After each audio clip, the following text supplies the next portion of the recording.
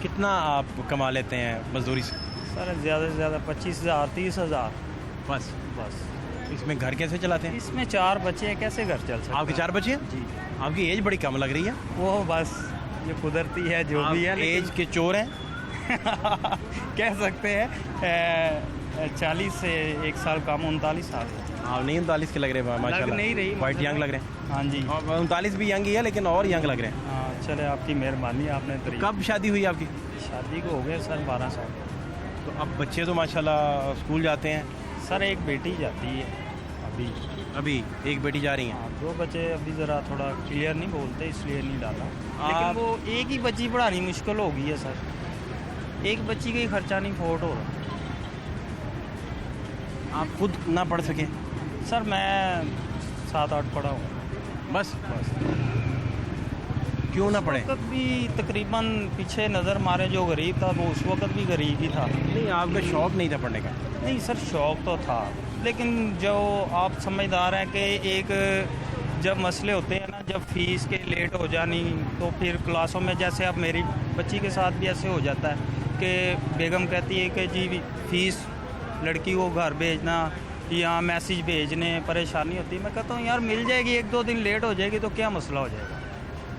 इसी तरह बस जो गरीब शुरू से है वो अभी भी गरीब ही है, वो ऊपर नहीं आ रहा।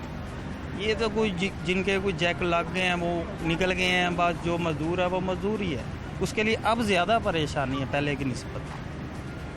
आप कह रहे हैं कि एम्बेरसमेंट बड़ी है कि आप टाइम पे फ़ीस ना दे सकें, हज़ीमत उठाना पड़ती है, शर्मिंदगी का सामना करना पड़ता है। कोई भी पेरेंट्स हों या आप अपने दौर की बात कर लें या कोई भी जो गरीब आदमी हो, तो इस क्राइसिस से भी गुजरना पड़ता है जी जी। कि इस आपको तकलीफ़ का सामना भी करना पड़ता जब मेरा दौर था तो मुझे भी यही क्राइसिस था। मुझे भी कभी कभार होता था, फिर क्लास में खड़ा करते हैं, फिर परेशानी होती है, फिर दुख होता है कि यार माँ बाप को कहना पड़ता आगे कि फ़ीस आज मुझे खड़ा कर दिया, ये है वो है। इस वजह से भी बच्चे रह जाते हैं। अगर मैं जो चाहता हूँ ना पाकिस्तान में, वो ये जो सियासतदान लगे हैं ना अपनी खिचड़ी पकाने में, इसको छोड़ के ये जो गवर्नमेंट स्कूल बनाते हैं ना इलाका वाइज, हर इलाका वाइज गवर्नमेंट स्कूल हो, वो ठीक है, वो कम से कम उसको ना मैट्रिक करके एक बच्चा निकले वहाँ से। ये नहीं कि प्राइमरी बना दिया तो वो बस प्राइमरी यहाँ से करेगा, मैट्रिक किसी और से जाके करेगा, ये नहीं।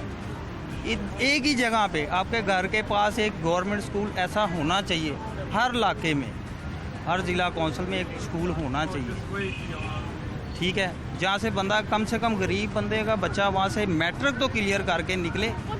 वैसे तो कह देते हैं गवर्नमेंट स्कूल है, कहाँ है मुझे नहीं पता, मैं निश्तर में रहता हूँ, कहाँ किधर है स्कूल? प्राइमरी स्कूल है हमारे इलाके। अब प्राइमरी वहाँ से करवाएं, मैट्रिक किधर से करवाएं? बताएं ना, कहीं और दूर ढूंढने जाएं जहाँ से मैट्रिक होगी। ये तो स्ट्रगल में जो है ना मज़दूर, इस स्ट्रगल में बच्चों को लेके आना छोड़ना, ये तो फिर पढ़ा नहीं सकता, फिर नौकरी कर ले या बच्चों को पढ़ा ले आए। तो आपको पता है कि रिक्शों की फ़ीस, गाड़ियों की फ़ीस। आपने कितना अहम नुक्ता उठाया है और मुझे यकीन है इस बात का, आपकी बात सुनने के बाद, कि अगर इस बात पे कोई सर्वे किया गया होता तो हज़ारों बच्चे सिर्फ इसी वजह से स्कूलों में जाने से गुरेज करते हैं कि अगले दिन वालिदैन को बुलाया जाना है या उसे क्लास में उठा लिया जाना है कि उठो फ़ीस नहीं आई तुम्हारी। अभी ट्यूशन की भी तो लेट होती है ना हमारी फीस, तो वो बेगम आके मैसेज देती है तो मैं कहता हूँ उनको कोई यार 15 को मिल जाएगी, क्या मसला है, क़यामत आ गई है, देनी है, हमने बच्चा पढ़ाना तो देनी है, देने के बगैर हमारा भी गुजारा नहीं है। तो आप इस बात को लेके बेगम साहिबा के साथ नोक झोंक, लड़ाई झगड़ा या टेंशन, ये माहौल तो बनता होगा? ये है, मैं उसको समझाता हूँ कि तू आगे जाके कह दे, अगर 2 दिन होगी तो क्या मसला, कोई क़यामत आ गई। वो समझते नहीं कि इस वक्त मुल्की हालात के हैं। लेकिन बेगम साहिबा के लिए भी तो ये परेशानी है ना जी, कि वो जाके लिए कहें कि मैं, उनके लिए भी है। मैं समझता हूँ इस चीज़ को कि यार उसको भी मेरी वजह से, मज़दूर है ना, मज़दूरों की बीवियाँ फिर आगे रिक्वेस्ट ही करती हैं, वो क्या करेंगी, उनको भी तो अपने मियाँ की कमाई नज़र आ रही होती है ना, मियाँ की कमाई तो नज़र आ रही होती है। अब अभी आज भी आए, कोई दिहाड़ी नहीं लगी, मुहर्रमों के बाद आ जाए, कोई दिहाड़ी नहीं लगी, फारग है, क्या करें? ऐसा कोई मुमकिन है कोई रास्ता कि आपके पास जो फ़ीस का बजट जाता है, सिर्फ फ़ीस का, वो आपका बिल्कुल साइड पे पड़ा हो और दुनिया ज़माने की चीज़ें लेट हो जाएं तो हो जाएं, आपकी फीसें जो बच्चों की जानी है, क्योंकि आप वालिद हैं, आपने पढ़ाना है, वो लेट ना हो किसी भी सूरत, ताकि कहीं बच्चों को ऐसा ना लगे कि वो शायद गरीब हैं, शायद वो कुछ हासिल नहीं कर सकते, शायद वो नाकाम हो जाएंगे, शायद वो इस दुनिया में हैव नॉट्स हैं। इसका एहसास बच्चों को अगर हो गया तो उनकी कामयाबी में बहुत बड़ी रुकावट बन सकती है। ये तो बात बिल्कुल आपकी ठीक है, लेकिन बात भाई पता क्या है, हम प्रॉपरली तो तनख्वाह पे नहीं है, ठीक है, काम है, मजदूरी लगी ना लगी, ठीक है, उसमें कैसे बजट बना लें कि पहले उनका निकाले, फिर बच्चों को भूखा तो नहीं मार सकते, एक आधी चीज़ तो लेट करनी पड़ेगी ना। क्या कहते हैं, कोई काम पीछे रखना पड़ेगा, कोई पहले करने वाला वो पहले करना पड़ेगा। आपके घर के पूरे बजट में हाँ जी, सारा घर चलाते हैं ना। हाँ जी, तो आप उसके प्राइम मिनिस्टर हैं। जी जी, हैं या बेगम साहब घर चलाती का हैं? ही हूँ बस। आप मोहल्ले का लग जाए मुझे कोई इतराज़ नहीं। तो आपने उस घर को चलाना है, रेगुलेट करना है, बाकी बजट तो बनते रहें, बाकी कुछ आगे पीछे कर लें, जमा तकसीम कर लें, इस बजट को आप इन टाइम कर दें। बात आपकी बिल्कुल ठीक है, कर भी सकते हैं कि इस चीज़ को पहले हम आगे कर लें, ठीक है ना, पता क्या होगा, काम पीछे कर। इससे ये दो काम होंगे। जी जी, एक तो बच्चों की जो नशोनुमा हो रही है उस पर नेगेटिव कोई असर नहीं पड़ेगा।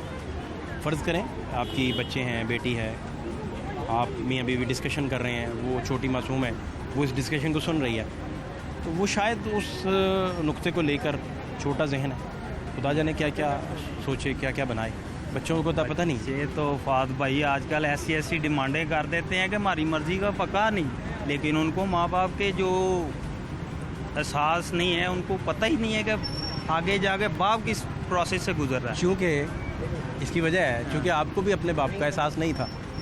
ये भी कह सकते हैं, मैं ये क्योंकि औलाद समझ ही नहीं पाती, मुकरता नहीं हूँ, क्योंकि जो जब तक आप बाप बन ना जाए, हाँ, आपको तो पता नहीं कि ये बाप किरदार क्या बला है। ये बात बिल्कुल आपकी 100% ठीक है। क्यों, इंसान, ये जो ज़िंदगी है ना, ये एक सबक है जो हम करेंगे ना, जब हम बाप बनते हैं ना, तो हमें एहसास ही तब होता है अपने माँ बाप की जो कैफियत का ना, जो उन्होंने हमारे साथ किया होता है। फिर हमें पता, जे उस वक़्त भी ना पता लगे आप बाप बन भी गए हैं, तो फिर आपको कभी नहीं पता लग सकता कि उस नहीं, बाप बनने के बाद तो बच्चे पता लगवा देते हैं, वो तो ऑटोमेटिकली लग जाता है। मुमकिन है कि आप अब्बे बन जाए और आपको पता ना चले कि किस भाव बिक रही है। मेरे कहने का मकसद ये है कि फिर तो आपको समझ आ जानी चाहिए 100%। आपके वालिद का, आपके दिल में जो है ना, आपके माँ बाप की कदर और ज़्यादा हो जानी चाहिए। क्यों, आपको फिर बचपन में चले जाना चाहिए ना, दोबारा अपना भी माजी देखना चाहिए कि हमारे साथ भी इस तरह का माँ बाप ने काम नहीं किया हुआ, बहुत अच्छे हमारे साथ भी उन्होंने जो फरमाइशें हैं हमारी पूरी की हुई हैं। आज हम बाप बने हैं तो फिर हमारे ऊपर भी तो जिम्मेदारी बन गई है ना। लेकिन आप ये गौर करें कि आपके वालिद जो है उनका, या जो भी आपसे पहले की जनरेशन है, पहले की जो थोड़े ऐसे लोग जो बुज़ुर्गों में शुमार होते हैं, उनका टेम्परामेंट, उनकी बर्दाश्त हमारी जनरेशन से बहुत बेहतर थी। बहुत ज़्यादा बर्दाश्त थी, हमारे में तो कुछ भी बर्दाश्त नहीं। हम तो 1-2 दिन का मसला हो जाए तो हम तो डोल जाते हैं।